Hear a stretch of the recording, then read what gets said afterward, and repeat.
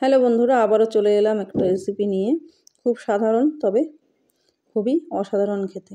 তো দেখতেই পাচ্ছ, ফোড়ন দিয়ে দিয়েছি পেঁয়াজ, কালো জিরে। ফোড়নটা হয়েও এসেছে, এবার আমি সবজিগুলো দিয়ে দেব। এটা হচ্ছে লাউ ডগার চচ্চড়ি।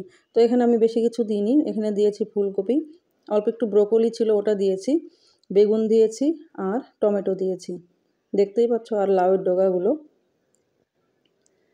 কত সুন্দর। সবজির মধ্যে সবথেকে ফেভারিট হচ্ছে এটা আমার, মিষ্টি কুমড়োর ডগা, লাউয়ের ডগা। তো এটাই আমি খুব ভালো লাগে খেতে। আর আশা করছি শাক পাতা সবারই ভালো লাগে, আমার একার না।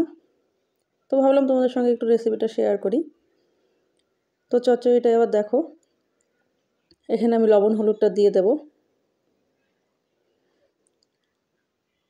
দেখতে থাকো বন্ধুরা ভিডিওটা।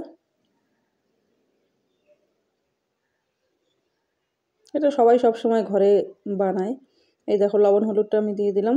এবার আরেকটু নাড়াচাড়া করে তারপর আমি এটাকে ঢেকে দেব, যাতে লাউ ডগাগুলো সেদ্ধ হয়ে যায় আর বাদবাকি সবজিগুলোও সেদ্ধ হয়ে যায়।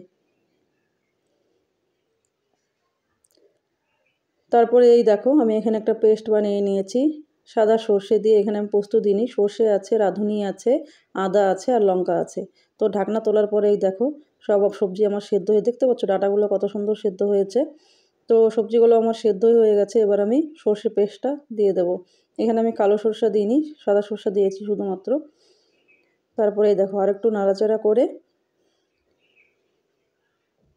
সব কিছু ভালোভাবে ভিতরে ঢুকে যায়, সেই জন্য আমি আরেকটু নাড়াচাড়া করবো। আর দেখতেই পাচ্ছ, সর্ষা দিয়েছি, তার সঙ্গে একটু জলও দিয়েছি, যাতে সবজিটা আর একটু ভালো করে সেদ্ধ হয়।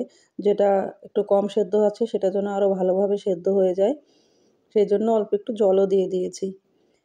এবারে আমি এগুলোকে নাড়াচাড়া করতে করতে ঢেকে দেব।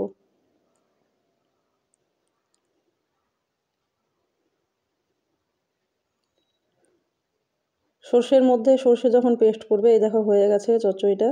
এই দেখো, দেখতে পাচ্ছ ঢাকনা খোলার পরে একটুখানি চিনি দেব, চিনি দিয়ে নাড়াচাড়া করে নামিয়ে ফেলবো। তো এটা একটু রসরসই থাকবে। এই দেখো, আমার চচ্চড়িটা তৈরি হয়ে গেছে।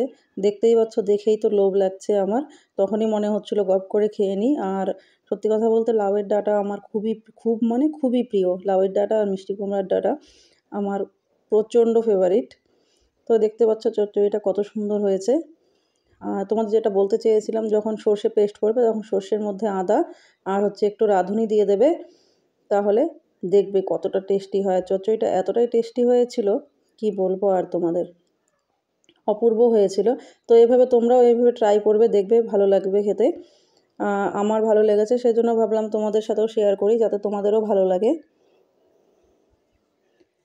সবাই বলতেই পারে এটা আবার দেখানোর কি আছে, এটা তো আমরা সবসময় ঘরে করি। তো সবাই সব রকমভাবে করে না, এক একজনের প্রসেস এক এক রকম। সেই জন্য আমি আমার প্রসেসটা তোমাদের সঙ্গে শেয়ার করলাম। আর কেমন লাগলো আজকের ভিডিওটা অবশ্যই জানাবে বন্ধুরা। ভালোবাসা অবিরাম, ভালো থেকো সবাই, টাটা।